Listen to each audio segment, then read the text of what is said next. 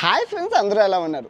సులువుగా ఈజీగా కోటీశ్వర్లు అవ్వడం వల్ల మీరు ఏం చేయగలరు అంటే ఒకే ఒక సూత్రం ఉంది, అది పాటిస్తే ఈజీగా కోటీశ్వర్లు అయిపోతారు. ఒకళ్ళు అవ్వకపోతే నాది గ్యారంటీ, నన్ను చొప్పించుకొని కొట్టండి. కాకపోతే పూర్తిగా వీడియో చూడండి. అని చెప్పిన సూత్రాన్ని తూచా తప్పకుండా పాటించండి. ఫస్ట్ అయితే ఒక లైక్ కొట్టండి. ఈ వీడియోలోకి వెళ్ళే ముందు మీకు ఒక మధ్య తరగతి లక్ష్మణరావు గారి కుటుంబ కథా చిత్రం అయితే మీకు చెప్పాలి. అది చాలా చాలా బాగుంటుంది, ఇంట్రెస్టింగ్గా ఉంటుంది. లైక్ కొట్టి వీడియోని పూర్తిగా చూడండి. ఓకే, లక్ష్మణరావు గారికి ముచ్చటగా ముగ్గురు కుమారులు. ఫస్ట్ అబ్బాయి పేరు రాజు, 26 సంవత్సరాలు. రెండో అబ్బాయి పేరు నరేష్, 24 సంవత్సరాలు. మూడో అబ్బాయి పేరు సంతోష్, 22 సంవత్సరాలు. సో పెద్ద అబ్బాయి రాజుకి పెళ్ళి అయిపోయింది, 2 పిల్లలు ఉన్నారు. ఓకే, సో రెండో అబ్బాయి నరేష్కి మొన్నే పెళ్ళయింది, అమ్మాయి. సో మూడో అబ్బాయి సంతోష్ ఇప్పుడే ఇంజనీరింగ్ కంప్లీట్ చేసుకున్నాడు, అయిపోయింది. బ్యాంకులో అయితే జాబ్ దొరికింది. సో అంతా బాగానే ఉంది, హ్యాపీ. చాలా అందమైన కుటుంబం, కలర్ఫుల్ కుటుంబం. అయితే ఇక్కడ వీళ్ళు ముగ్గురిని తల్లిదండ్రులు పిలిచారనమాట. నాన్న, మీరు కష్టపడుతున్నారు కదా, ఇప్పుడు మీరు అందరికీ జాబులు వచ్చాయి కదా, సో మీరు ఒక 5 సంవత్సరాలు మీరు సంపాదిస్తున్న డబ్బుని సేవింగ్ చేసుకుంటే నేను ఆస్తి పంపకాలు అయితే పంపుతాను అని చెప్పారు. ఎందుకంటే నాన్నగారు గవర్నమెంట్ ఎంప్లాయీ, చిన్న ఉద్యోగమే. కొంత ఆస్తి ఇల్లు అయితే సంపాదించారు, ఆ ఇల్లుని మొక్కలు చేసి ఇవ్వడమే, అంతే, ఇంకేం లేదు. సో కాకపోతే వాళ్ళ నాన్న వాళ్ళ అమ్మగారు పిలిచి చిన్న కండిషన్ పెట్టారు. మీరు ఈ 5 సంవత్సరాలు మీరు సంపాదించింది దాచుకోవాలి, అది ఎంత దాచుకుంటారని మీకే వదిలేస్తున్నాను అన్నారు. సో పెద్ద అబ్బాయికి జీతం ₹1,00,000. ఓకే, పెద్ద అబ్బాయి మంచి జాబ్ చేస్తున్నాడు, సో ₹1,00,000 జీతం వస్తాడు. సో పెళ్ళయింది, 2 పిల్లలు ఉన్నారు కాబట్టి ఆలోచించుకున్న ₹1,00,000 10% అంటే 10,000. కానీ 10,000 అవ్వదు, ఎందుకంటే కష్టం, ఇల్లంతా చూసుకోవాలి కదా. 5,000 చేసుకున్నాడు, 5,000 దాచుకుంటున్నారు. 5 సంవత్సరాలు అన్నారు కదా వాళ్ళ అమ్మ నాన్న. సో నెలకి 12 నెలలు. సో నెలకి 12 నెలలు అంటే ఎంత అయింది?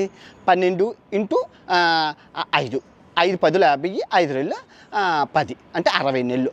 60 నెలలు ఇంటూ 5 అంటే ₹3,00,000 దాచుకోవడానికి సిద్ధపడ్డాడు. వాడు ఒక బ్యాంకులోని దాచుకుంటున్నాడు, అయిపోయింది.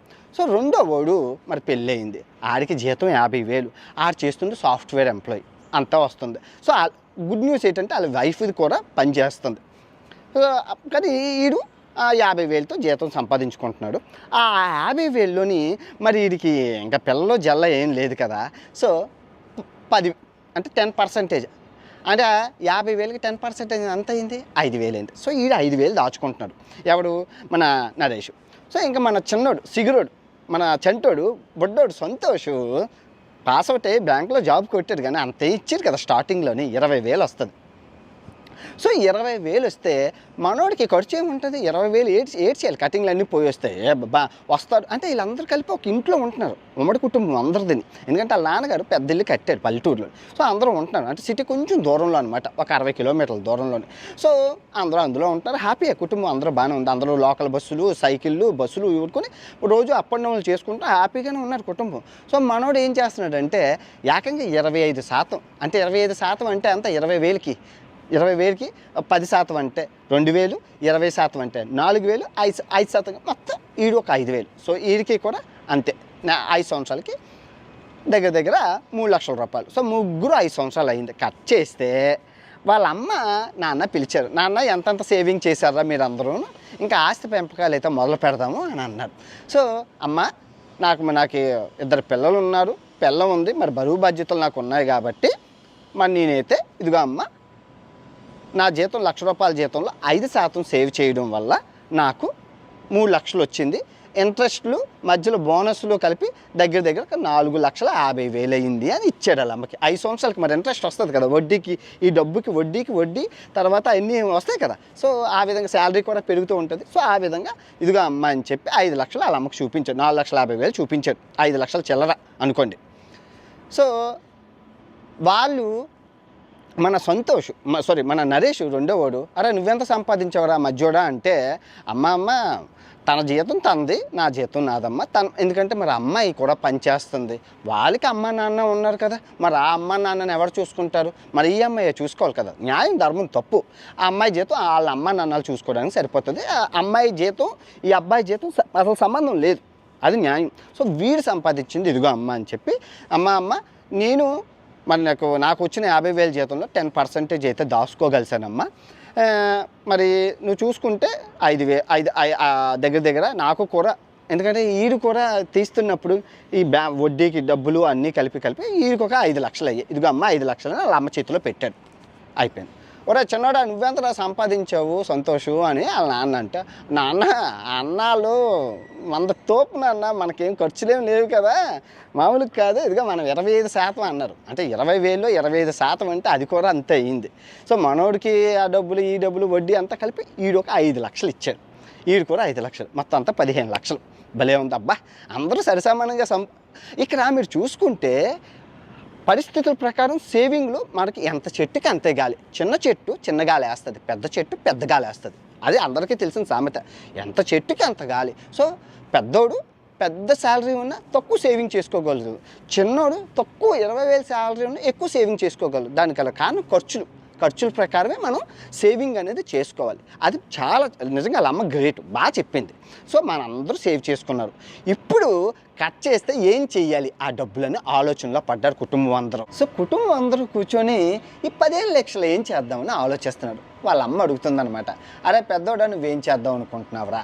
అయితే పెద్దోడు ఇది మన రాజు ఏం చెప్పాడంటే, అమ్మ మా అత్తోరింటికార మంచి సైట్ ఉందమ్మా, 200 గజాలు కొనుక్కుంటానమ్మా అన్నాడు.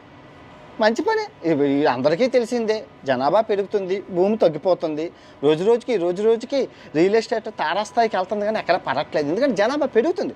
జనాభా తగ్గిపోతే భూమి రేట్లు తగ్గిపోతాయి, కానీ జనాభా తగ్గట్లేదుగా, పెరుగుతుందిగా. ఇప్పుడు 1.4 బిలియన్ అంటే 140 కోట్ల జనాభా ఉంది. రేపు 200 కోట్ల జనాభా అయితే ఆ 200 గజాలు 5 లక్షలది 50 లక్షలు అవ్వచ్చు. సో మంచి పనేనమ్మా, మంచిది అన్నారు. అందరూ ఓకే అన్నారు. అంటే అందరూ కుటుంబం అన్నాక ఇలా డిస్కషన్ చేసుకోవడం వల్ల మంచి చెల్లు బయట పడతాయి. ఓకే అందరూ ఒగ్గిరి చేశారు, మంచి పని అన్నారు, సూపర్. సో రెండో వాడు, ఎరా నరేష్ నువ్వేం చేద్దాం అనుకుంటున్నావురా అని వాళ్ళ అమ్మ అడిగింది. అమ్మ తనూజ ఉంది కదా, ఇప్పుడు తనూజ నేను రోజు ఆఫీస్ అంటే వీళ్ళు ఏం చేశారంటే విలేజ్ నుంచి అప్ అండ్ డౌన్ చేయలేక సాఫ్ట్వేర్ కంపెనీ దగ్గరలోనే ఒక అపార్ట్మెంట్ తీసుకున్నారు. అపార్ట్మెంట్కి 20,000, అపార్ట్మెంట్కి 20,000 రెంట్ కడుతున్నాం అమ్మ ఇద్దరం కలిపి. అంటే సగం తెల్లం ఒక 10,000, మూడో ఒక 10,000. అది పత్తేపడ మనకు అనవసరం, ఆలో ఏదో లాలూచి. కానీ సో ఈ 20,000 డబ్బు కట్టే కన్నా నా దగ్గర మంచి ప్లాన్ ఉందమ్మా అన్నారు. అదేంటారా అంటే, ఏం లేదమ్మా, డబ్బుకు వడ్డీ లేదు, ఇంటికి అద్దీ లేదు. ఇది ఎక్కడ సిద్ధాంతం అంటే అందరికీ తెలిసిందే. ఇప్పుడు వాళ్ళు 20,000 పెట్టి కడుతున్నారు, ఏది ఇంటికి అద్దె. అదే ఈ 5 లక్షలు పెట్టి ఆ అపార్ట్మెంట్, కొత్త అపార్ట్మెంట్లు కట్టారు అలా ఆఫీస్ ఎదురుగాన. కొత్త అపార్ట్మెంట్కి ఆ డబ్బులు ఇచ్చారు అనుకోండి, 5 లక్షలు టోకెన్ అమౌంట్, నెలకి 15,000 కడితే చాలు. నెలకు 15,000 కడితే చాలమ్మా, ఇంకా నాకు 5,000 సేవ్ అవుతాయి, దానికి తోడు ఇంకా పెట్రోల్ ఛార్జీలు మిగులుతాయి, ఎందుకంటే ఆఫీస్ ఎదురుగానే కదా అని చెప్పి అన్నారు. ఇదేదో బాగుంది. ఒకవేళ మనం ఎప్పుడైనా వాళ్ళ అమ్మ అడిగింది, ఒరే మరి ఇంకేజు కంపెనీ మారిపోవచ్చు, నువ్వు అప్పుడు ఏం చేస్తావురా అంది. ఏముందమ్మా, ఈ ఇల్లుని ఇంకోరికి ఇచ్చేస్తాము, రెంట్కి ఇచ్చేస్తాం, అప్పుడు మరి వడ్డీ డబ్బులు మనకు వస్తాయి కదమ్మా. ఏదే మనకి ఎండ్ ఆఫ్ ద డే ఒక 10 సంవత్సరాలు 20 సంవత్సరాల తర్వాత మన చేతిలో డబ్బు ఉంటుంది, మన చేతిలో అపార్ట్మెంట్ ఉంటుంది కదమ్మా అన్నారు. భలే ఉందిరా, ఇంటికి వడ్డీ లేదు, డబ్బుకి వడ్డీ లేదు, ఇంటికి అద్దీ లేదు, సూపర్ రా అన్నారు. అందరూ ఓకే అన్నారు. ఎందుకంటే 5,000 మిగులుతున్నాయి. ఎండ్ ఆఫ్ ద డే చూసుకుంటే మన డబ్బు ఉంటుంది, మనకి ఒక ప్రాపర్టీ ఉంటుంది, మంచి ఐడియారా అని అందరూ ఓకే చేశారు. ఓకే మన చిన్నోడు, ఒరే సంతోష్ నువ్వే చేస్తున్నావురా నీ 5 లక్షలతోనే అని చెప్పి వాళ్ళ నాన్న అడిగారు. వాళ్ళ నాన్నకి చిన్నోడు అంటే చాలా చాలా సరదా. అయితే ఏముంది, ఏంటన్నా నేను బ్యాంక్ ఎంప్లాయీని, నాకు షేర్ మార్కెట్ మీద ఈ 5 సంవత్సరాల్లో మంచి గ్రిప్ వచ్చింది నాన్న, మంచిగా నేర్చుకున్నానంటే. నేర్చుకున్నావా అంటే, నేర్చుకున్నానన్నా, ఈ 5 సంవత్సరాలు నేర్చుకున్నాను, ఈ 5 సంవత్సరాలు దగ్గర ఒక నేను 2 లక్షలు సంపాదించాను అంటే చిన్న చితక సైడ్ జాబులు చేస్తారు కదా. ఇక్కడ నేను సేవింగ్ మాత్రమే చెప్పాను. పెద్దోడు ఇప్పుడు పెద్దోడికి ఆ ₹1,00,000 జీతం కాస్త 3 లక్షలు అయిపోయింది, చిన్నోడిది 50,000 జీతం కాస్త 2 లక్షలు అయిపోయింది. అందరివి పెరిగిపోయాయి, మధ్యోడిది అందరివి పెరిగిపోయాయి. అంటే నేను సేవింగ్ విషయం చెప్తున్నాను. సో వీళ్ళందరూ ఇంకా కాకపోతే వాళ్ళ అమ్మ చెప్పినట్లు వీళ్ళు చేసిన వల్ల ఆ డబ్బుని ఏం చేయాలో ఆలోచించుకుంటున్నారు. మీకు అర్థమవుతుందా? సో చిన్నోడు ఏం చేయాలి, నేను షేర్ మార్కెట్లో ఇన్వెస్ట్ చేద్దాం అనుకుంటున్నాను నాన్న, నాకు బాగా చేస్తున్నాను అన్నారు. ఓకేరా నాన్న, అయితే నీ పనులు మీరు చేయండి అన్న. ఎందుకంటే షేర్ మార్కెట్ మీ అందరికీ తెలుసు. అంతా బాగుందిరా, సూపర్, అందరూ కథ సమాప్తం. ఇక్కడ మీకేం అర్థమైంది? ఈ కథ సారాంశం ఏంటి? అందరూ కట్ చేస్తే ఎంత ఒక 5 సంవత్సరాల అందరికీ ఆస్తులు ఉన్నట్లేనా? కోటీశ్వర్లు అయ్యారా? ఇంకా ఇక్కడ మీరు ఏం చెప్తున్నామంటే కథ సారాంశం ఏంటంటే మీరు సంపాదించిన సంపాదనలో ఎంతో కొంత ప్రతి నెల దాచుకోవాలబ్బా, దాచుకోవాలి. ఎవరిని చేయి చాపక్కలేదు. ఇప్పుడు ఫర్ ఎగ్జాంపుల్ నా విషయానికి వస్తాను. ఇది చాలా చాలా బాగుంటుంది. నా కథ ఇంక మామూలుగా ఉండదు. నేను మీ అందరికీ తెలుసు డబ్బులు సంపాదిస్తున్నాను. నెలకు 30 లక్షలు వచ్చేవి యూట్యూబ్లో. నెలకు 30 లక్షలు వస్తుంటే నేను లెక్క బొక్క చూసుకోకుండా, సేవింగ్ చేసుకోకుండా, అడిగినోడికి అడిగినంత, ఇచ్చినోడికి ఇచ్చినంత ఇంకా దాన ధర్మాలు అయితే మామూలుగా లేవు. దేవుడు నన్ను చూస్తున్నాను, నేను అందరినీ చూస్తాను, దేవుడు నన్ను చూస్తాను, నేను అందరినీ చూస్తాను. డబ్బులు ఇచ్చేయడం మొదలుపెట్టాను బాగాన. నాకు సేవింగ్ అకౌంట్స్లోని డబ్బులు ఏం కనబడట్లేదు. నాకు భయం వేసింది. యాప్ ఓన్లీలో డబ్బులు వస్తున్నాయి కదా అని చెప్పి నేను చూసుకోలేదు. గో విత్ ఫ్లో వెళ్ళిపోతున్నాను. సో మొన్న యూరోప్ యాత్రలో 40 లక్షల నష్టం వచ్చేసరికి ఒకసారి చెక్ చేసుకున్నాను అకౌంట్ బ్యాలెన్స్. ఎంత తక్కువ ఉంది, ఎట్లా ఇంత డబ్బులు సంపాదిస్తున్నా, ఏమవుతున్నాయిరా అని అనుకున్నాను. అప్పుడు నిజంగా చూడండి, ప్రపంచ ప్రధాన కుబేరుడు వారన్ బఫెట్ ఏం చెప్పాడు తెలుసా? డబ్బు సంపాదించాలంటే పని చేయడం ఆపాలి అన్నారు. ఇది ఎక్కడ సిద్ధాంతం అంటే అది నా విషయంలో వర్కౌట్ అయింది. అది పక్కన పెట్టండి. రెండో ధనవంతుడు ఏం చెప్పాడు అంటే కోటీశ్వర్లు అవ్వడం ఈజీయే, కానీ కోటీశ్వర్లుగా నిలబెట్టడం అంటే కలకాలం కోటీశ్వర్లుగా ఉండడం చాలా కష్టం అని అన్నాడు. మీ అమ్మ ఈ సిద్ధాంతాలు నాకు ఎందుకో కొంచెం లైట్ వెలిగింది. ఈ సిద్ధాంతాల్లో అంత పెద్దోళ్ళు అన్నారంటే ఏదో అర్థం ఉంటుంది. మన పరిస్థితి ఏంటంటే 40 లక్షల నష్టం వచ్చాక ఆలోచించాను.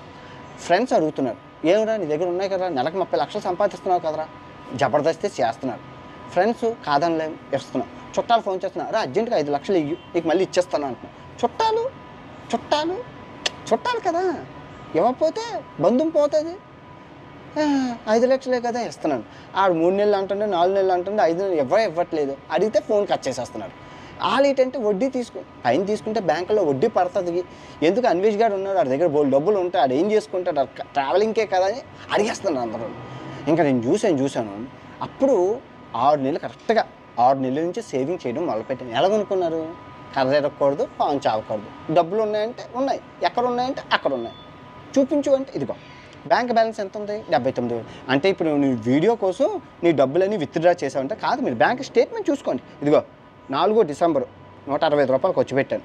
తర్వాత 4 డిసెంబర్ నేను ఎయిర్బిఎన్బికి 56,000 ఖర్చు పెట్టాను. రూమ్కి జియో రీఛార్జ్ 500. తర్వాత యాపిల్ సర్వీస్ 5,000. డిసెంబర్ 13 1000. నిన్న 14 డిసెంబర్ 1,500. చూసారా? ఈరోజు 16 సోమవారం. చూసారా? స్టేట్మెంట్ చూసారా? మీకు అర్థమైందా? నేను ఇప్పుడు చెప్పేది చాలా ఇంపార్టెంట్. నాకు తెలిసి ఈ విషయం మీకు ఎవరో చెప్పండ్రు, నా ఎక్స్పీరియన్స్తో చెప్తున్నాను. 20 లక్షలు పోయాక చెప్తున్నాను. 20 లక్షల దాకా పైన ఉన్నాయి డబ్బులు, ఎవరు ఇవ్వట్లేదు. రావు అవి, నాకు తెలుసు రావు. ఎందుకంటే ఏం చేస్తాం, ఫోన్ చేస్తే కట్ చేసేస్తుంటారు, అసలు మాట్లాడట్లేదు, రావు. నాకు అర్థమైంది. సో ఈ సూత్రం 20 లక్షల విలువ గుర్తుపెట్టుకొని నోట్ చేసుకొని. నన్ను మా ఫ్రెండ్ అడిగాడు, జస్ట్ 3 డేస్ అవుతుంది. అరే నాకు అర్జెంటుగానా 1 లక్షలు కావాలరా అన్నాడు. ఎవరంటే చాలా అర్జెంట్రా, మళ్ళీ ఇచ్చేస్తుండ్రా అన్నాడు. చెప్పాను, ఒరే నా బ్యాంక్ సేమ్ మీకు చెప్పింది, ఇదిగోరా 80,000 ఉందో చూసుకోరా అని అకౌంట్ స్టేట్మెంట్ పంపించాను. అమ్మటే ట్రావెలింగ్కి ఉండాలి కదరా, ఇప్పుడు నాకు 80,000 ఇప్పుడు నీకు ఇచ్చేస్తే ఎలారా, మరి ఇంక నా దగ్గర లేవు అన్నాను. ఏం చేశారో డబ్బులు అంతా అని అడిగాడు. చూడండి అడుగుతుంది, కలికాలం ఏం చేశానంటే ఒరే షేర్ మార్కెట్లో పెట్టేశాను రా, డబ్బులు ఏం లేవు, షేర్ మార్కెట్ చూస్తే డౌన్లో ఉండదు, ఇప్పుడు అప్పుడే అమ్మను 5 సంవత్సరాల తర్వాత అమ్ముకుంటాను అన్నాడు. అయితే ఒక పని చేయరా, షేరు ప్రైస్ ఉంది కదా, చూడండి తెలివి చూడండి, వీడియో చూస్తాడు, ఆడికి అర్థమవుతుంది. తెలివి చూడండి ఏమంటున్నాడంటే, ఒరే ఏదైతే పెరిగిన షేర్ ఉందో ఆ షేర్ అమ్మేసి నాకు ఇచ్చి డబ్బులు, ఆ డబ్బులు ఇచ్చేసాక 2 నెలల తర్వాత షేర్ పెరిగితే ఓకే, పెరగకపోతే కూడా పెరిగిన రేటు ఇచ్చేస్తాను రా అన్నాడు. అప్పా శుద్ధపోసా నాకు చెప్తుండే, అంటే అప్పు కోసం చూడండి ఎన్ని మోసాలు చేస్తారో, అర్థమవుతుందని నేను అన్నాను.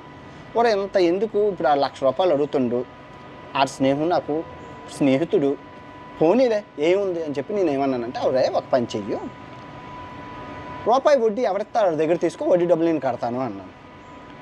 నీకు కావాల్సింది నెలే కదా, నీకు కావాల్సింది నెలలో ఇచ్చేస్తాను అన్నావు కదా, వాడే చెప్పాడు కదా నెలని. కర్ర ఎరగకూడదు, పాము చావకూడదు, 1000 రూపాయలు గూగుల్ పే చేశాను, రూపాయి వడ్డీ ఎవరి దగ్గర తీసుకో అన్నాను. లక్షకి రూపాయి వడ్డీ ఎవడెవడు ఎత్తాడు, తీసుకోను, అయిపోయి. మామూలుగా ఉంటుంది ప్రపంచం ఒకటి ఉంటే బుర్రకి బొప్పు కట్టాకనే జ్ఞానోదయం అవుతుంది. నాకు బుర్రకి 20 లక్షలు ఎక్కడొక బొప్పు ఎక్కడొక బొక్క ఎక్కడ బొక్క మొత్తం 8 బొక్కలు పడ్డాయి. 8 బొక్కలు పడ్డాక డబ్బు మీద నాకు నియంత్రణ కలిగింది, డబ్బు మీద గ్రిప్ వచ్చింది, మీకు చెప్పగలుగుతున్నాను. నేను అందుకే ఏది పడితే అది వాగను. ఇప్పుడు ఈ వీడియో చేయాలంటే పుష్ప సినిమా మీద ఆ మోహన్ బాబు ఏవో మంచి ఫ్యామిలీ ఏవో వస్తున్నాయి, అవన్నిటి మీద నాకు తెలియదు, నేనేం మాట్లాడలేను. అందరూ మాట్లాడన్నా అంటుండ్రు అల్లు అర్జున్ గారి మీద. మనకు ఎందుకు, నాకు తెలియని విషయం నేనేం మాట్లాడతాను.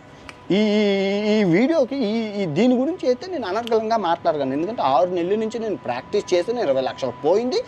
మరి మొత్తం చూసారా. ఇప్పుడు రేపు ఎప్పుడైనా మీ ఫ్రెండ్ వచ్చి డబ్బులు అడిగాడు అనుకోండి, సార్ మరి మా అకౌంట్లో బ్యాలెన్స్ ఉంటుంది కదా, ఇదే చేస్తున్న తప్పు. మీకు డబ్బు మీ చేతిలో ఉండాలంటే ఇంకో పర్ఫెక్ట్ ఎగ్జాంపుల్ చెప్తాను.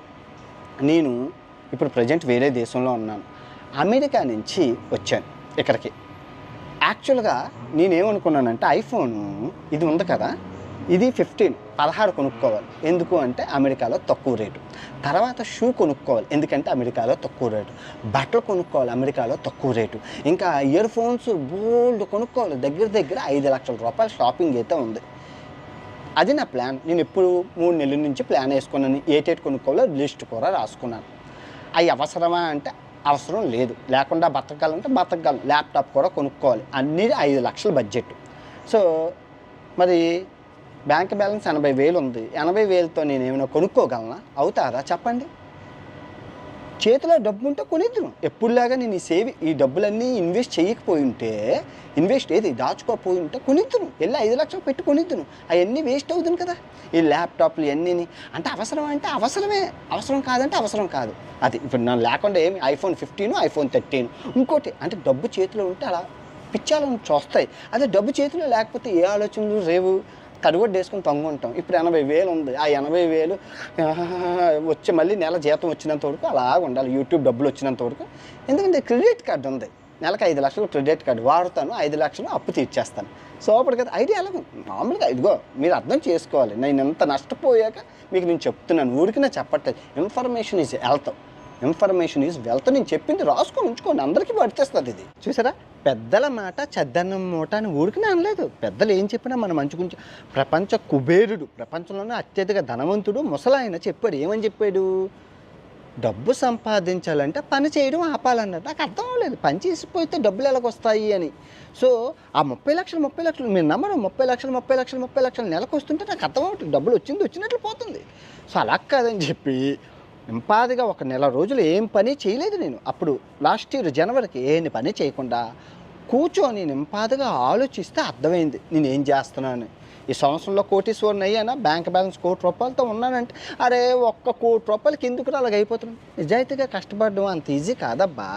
నేను ప్రమోషన్లే చేసుంటే 4 సంవత్సరాల క్రితం ఎప్పుడూ అయిపోతుంది, అది పక్కన పెట్టండి. సో ఇప్పుడు మీకు అర్థమైంది కదా. సో ఇక నేను ఏం చెప్తానంటే, డబ్బు మీరు ఎప్పుడు అప్పు తీసుకోకూడదు. అప్పు తీసుకుంటే వడ్డీలు కట్టలు మీ సేవింగ్ అంటూ మీ దగ్గర ఉందంటే ఆ డబ్బే వాడుకుంటారు. నేను అప్పు ఎక్కడ తీసుకోలేదు కదా, మళ్ళీ ఎక్కడ చిట్టీలు కట్టలేదు. చిట్టీలు మోసం, దగా, కుట్ర, అందరూ మోసం చేసేస్తారు. మెయిన్ చాలా చాలా చాలా చాలా ఇంపార్టెంట్ ప్రతి ఒక్కరి జీవితంలో. నేను ఎవరితోని కంపారిజేషన్ పోల్చుకోలేదు. వాడు కారు ఉంది, మా ఫ్రెండ్స్ యూట్యూబర్లో కార్లు ఉన్నాయి, పెద్ద కార్లు ఉన్నాయి. నేను నా దగ్గర టీవీఎస్ ఎక్సెలే ఉందిగా, నేను పోల్చుకోలేదు. నాకన్నా చిన్న యూట్యూబర్లు ప్రమోషన్లు చేసి కార్లు కొన్నారు, పెద్ద ఇల్లులు కొన్నారు, భవంతులు కొన్నారు. నేను ఏ రోజు పోల్చుకోలేదు, కంపారిజేషన్ చేసుకోలేదు. చేసుకొని ఉంటే అప్పో సొప్పో చేసి అవన్నీ కొని ఉంటే పాటికి అప్పుల పాలు అయిపోదు. నేను ఏ రోజు అది మెయిన్. మీరు పొరపాటున వేరే వాళ్ళతో కంపారిజేషన్ చేసుకొని అప్పుల పాలు అయిపోయిన నేను ఎన్ని మందిని చూశాను. ఆడుకుంది మాకు లేదు, మా పరువు పోతుంది. ఆడు కొనుక్కున్నారు, మా కొనుక్కోలేదు, మా పరువు పోతుంది. మీ పరువు పోవడం అంటే మీరు బతుకుతున్నది ఎవరి కోసం? సమాజం కోసమా, మీకోసమా? నేను బతుకుతుందో నా కోసం కాబట్టి నేను ఎవరితోని కంపారిజేషన్ చేసుకోలేదు. నేను డబ్బు విషయంలో ఇంత గట్టిగా ఎందుకు నొక్కు ఒక్కాడిస్తున్నానంటే, ధనం మూలం మితం జగత్. అది నేను ప్రూవ్ చేశాను. డబ్బే సర్వస్వం. మీకు ఎగ్జాంపుల్ చెప్తే నేను ఎన్ని సాహసాలు చేశాను. అమెజాన్ అడవులు తిరిగాను, కిల్లిమంజారో కొండ ఎక్కాను, ఎన్ని చేసినా నన్ను ఏ మీడియాను గుర్తించిందా? ఎంత బాధపడ్డా నన్ను ఎవరు గుర్తించట్లేదని చెప్పాను. ఒక వీడియో చేశాను, అందరూ అన్నారు, అరే అన్న మీడియా ఛానల్ గుర్తిస్తే ఏంటి, గుర్తించకపోతే నువ్వు ఆల్వేజ్ హీరో రా, అన్వేషణ తోపు దమ్ముంటే ఆపని అందరూ గుర్తించారు అన్నారు. అది చాలు. నెలకి 30 లక్షలు వచ్చా అన్నాను. 4 ఛానళ్ళు గుర్తిచ్చారు. నెలకు ఇంకో 60 లక్షలు వచ్చాయి అన్నాను, 10 ఛానళ్ళు గుర్తిచ్చారు. నెలకు ₹1 కోటి అన్నాను, ఇంకా చూసుకో ప్రపంచం గుర్తించడం మొదలుపెట్టింది. ఇక్కడ నువ్వు ఎన్ని సాహసాలు చేసినా నీకు ఎంత ప్రతిభ ఉందో ఎవరు గుర్తించారా? గుర్తించలేదు. డబ్బు ఉందని కానీ ప్రపంచం దాసోహం అన్నది. మీరు నోటీస్ చేశారా? అన్ని న్యూస్ ఛానళ్ళు సలాం అంటే గులాం అన్నాయి. ఎందుకన్నాయి? డబ్బు, ఇత్తులు, ధనం. ప్రూవ్ చేశానా? ప్రూవ్ అయిందా? ఇక్కడ గుర్తుపెట్టుకోండి, నేను యువతని ఎకనామికల్గా మీరు దారిలో ఉండాలని నేను ఆలోచిస్తున్నాను. ప్రపంచంలో డబ్బు కోల్పోయేది యువతే. ఎందుకంటే వాళ్ళకి రిస్క్ తీసుకునే ఫ్యాక్టర్ ఎక్కువ. ఉడుకు రక్తం వల్ల రిస్క్ ఎక్కువ తీసుకుంటున్నారు. మెయిన్ అతి పెద్ద రిస్క్ ఫ్యాక్టర్ ఎట్టిన బెట్టింగ్ యాప్లు. ఈ యువత అందరూ బెట్టింగ్ యాప్ల మాయలో పడి మొత్తం పోతున్నారు. పెద్దోళ్ళు ఆడరు, నా ఏజ్ వాళ్ళు ఆడరు, పెద్దోళ్ళు ఆడరు. ఎందుకంటే మాకు రిస్క్ తీసుకునే తత్వం తక్కువ ఉంటుంది. మా రక్తంలో రిస్క్ ఫ్యాక్టరీ అంటే మేము అంత బేగా బోల్తా పడం. కానీ యువత అలా కాదు, చిటుకులో పడిపోతారు. సో దాన్ని ఆసరా చేసుకుంటారు. అది దయచేసి అది పక్కన పెట్టండి, బెట్టింగ్ యాప్లు జోలికి పోకండి. ఇంకా స్టాక్ మార్కెట్ విషయానికి వస్తే నేను ఎందుకు మిమ్మల్ని యువతని కూడా నేర్చుకోమని అంటున్నానంటే, మీ పాకెట్ మనీతో నేర్చుకుంటారు. ఇప్పుడు స్టాక్ మార్కెట్ని మీరు వీళ్ళకి 50,000 30,000 ఇచ్చే నేర్చుకునే కన్నా ఒక 5,000 పెట్టి డిమాట్ అకౌంట్ తీసుకొని స్టాకులు కొనుక్కుంటారు. పెరగడం చూసి మీకు ఒక అవగాహన వస్తుంది. ఒక 3-4 సంవత్సరాలు తరగడం చూసి అప్పుడు అర్థం అవుతుంది. నాకు ఇప్పుడు చూడండి, నేను తోపు. నేను స్టాక్ మార్కెట్లో నేను చెప్తున్నాను, నేను తోపు అంతే. ఇంకా నేను నేర్చుకున్నాను, నాకు వచ్చింది. సో మీరు కూడా అలా తోపు అవ్వాలి. ఏముంది, 3,000 4,000తో స్టాక్ మార్కెట్లోకి ఇన్వెస్ట్ చేసుకోలేరు? తెలీదా? ఇప్పుడు ఫర్ ఎగ్జాంపుల్ నేను లాస్ట్ టైం నేను ఎంత చూపించాను, మీకు ఎంత చూపించాను? స్టాక్ మార్కెట్ వీడియో November 18 ఎంత చూపించాను? 23,000 చూపించాను. నిఫ్టీ 50 అప్పుడు 23,453 ఉంది. ఇప్పుడు ఎంత ఉంది? 24,766 ఉంది. అంత ఎన్ని పాయింట్లు పెరిగాయి? ఎంత పెరిగింది చెప్పండి? మీరే చెప్పండి. 1,500 పాయింట్లు పెరిగాయి. 1,500 పాయింట్లు అంటే ఎంతో తెలుసా? ఎన్ని లక్షల వేల కోట్లు తెలుసా? ఎన్నిని అందరూ ఇన్వెస్ట్ చేశారు. సరే అంటే ఇక్కడ మిమ్మల్ని ఫైనాన్షియల్గా ఆర్థికంగా ఏముంది? పొద్దున్న పెరిగి మీరు ఇన్స్టాగ్రాము, ఫేస్బుక్ ఆడిల్లు కొట్టుకున్నారు. అదమ్ముండ సొల్లు చూసే బదులు ఏ స్టాక్ పెరుగుతుందో, ఏ స్టాక్ పడుతుందో, ఏం ఫైనాన్షియల్గా న్యూస్ తెలుసుకుంటే ఏం బిజినెస్. ఇప్పుడు న్యూస్ పేపర్ వచ్చేటప్పుడు అన్ని పేపర్లు వచ్చి లాస్ట్ మన బిజినెస్ పేపర్లోకి వెళ్ళి అయితే మీరు అర్షద్ మెహతా, విజయ్ మాల్యా పెద్ద తోపుకాన్లు ఎందుకు అవ్వరు? వాళ్ళందరూ ఏమైనా కోటీశ్వర్ల? ఎలాన్ మస్క్ వీళ్ళందరూ తోపు, అమెజాన్ వీళ్ళందరూ కోటీశ్వర్ల ఫ్యామిలీ నుంచి వచ్చారు. అందరూ పేదోళ్ళు కాదు, నేను పేదోళ్ళు కాదు, ఏటీఎం సెక్యూరిటీ గార్డ్ కడుపుని కాదు. వీళ్ళందరూ పేదోళ్ళు, అంత డబ్బులు ఉన్నోళ్ళు అయినోళ్ళు. మీరు ఎందుకు అవ్వరు? కానీ మీరేం చేస్తున్నారు? ఫేస్బుక్ ఏదైనా గుంట డ్యాన్స్ వేసిందంటే దాని కిందకి వెళ్ళి ఫాలోవర్స్, లైకులు, కమెంట్లు. ఇదే మీ బతుక? ఇంకా జీవితాంతం ఇంతే. వీళ్ళకి కమెంట్లు చేసుకో, మా అన్న తోపు, మా హీరో తోపు, అంతే బతుక. మీకు బాగుపడరు, మీ ఫ్యామిలీని బాగుపడరా? మీ అమ్మ నాన్న బాగుపడడం మీకు ఇష్టం లేదు. మీరు ఆ హీరోలకి వాళ్ళు సీకుతారా? నిత్యం ఆ హీరో దొట్టుకొని సీకుతారా? మీరు బాగుపడాల్సిన అవసరం లేదు. మీకు ఆర్థికంగా ఏముంది? ఫేస్బుక్, ఇన్స్టాగ్రామ్ చూసే బదులు ఆ షేర్ మార్కెట్ న్యూస్లు గట్టా చూస్తారు. ఏమవుతుంది? మీరు ఏటి కోట్లు పెట్టేస్తారు. 5,000 పెడతారు. 5,000 6,000 పెడుతున్నారా? నేర్చుకోవడంలో తప్పే ఉంటుంది. అందుకే నేను నేర్చుకోండి అంటున్నాను. ఎందుకు అంటున్నానంటే అమెరికాలో ఉన్న ప్రతి ఒక్కరు షేర్ మార్కెట్లో ఉంటారు. ఉన్న జనాభాలో 50% మంది షేర్ మార్కెట్లో ఇన్వెస్ట్ చేసి డబ్బులు సంపాదిస్తారు. మన ఇండియాలో చూసుకుంటే 5% మిగతా వాళ్ళకంటే రాదు. మాకు ఎదమంటే ఆ సీరియళ్ళు, దిక్కుమాల షోలు చూసుకునేసరికి టైం తెల్లారిపోతుంది. మా హీరో గొప్ప, మా హీరో జిందాబాద్.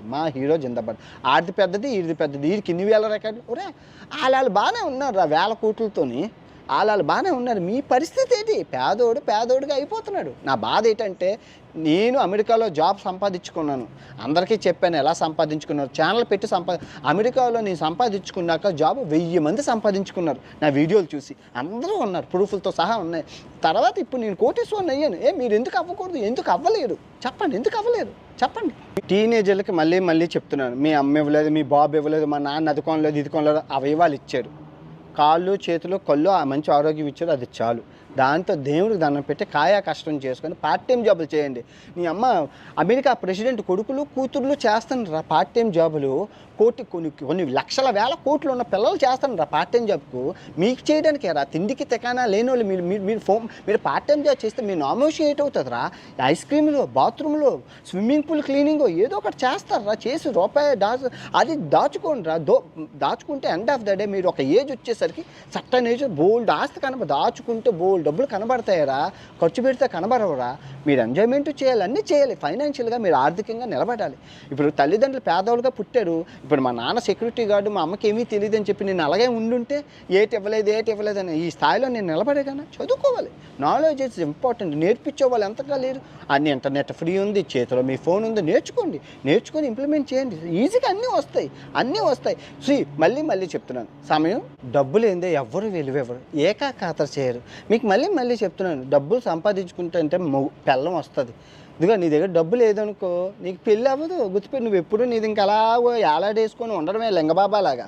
పెళ్ళి అవ్వదు. 40-50 సంవత్సరాలు వచ్చినా డబ్బు ఉండాలి. డబ్బు ఉంటేనే నువ్వు ఎంత అందంగా ఉండు, నీకెంత మజిలు బాడీ ఉన్నా అమ్మాయి నిన్ను వాడుకొని వదిలేస్తుంది. ఎండ్ ఆఫ్ ద డే డబ్బులు ఎవరి దగ్గర ఉన్నాయో, ఆస్తి ఎవరి దగ్గర ఉందో, ఐశ్వర్యం ఎవరి దగ్గర ఉందో వెళ్తుంది.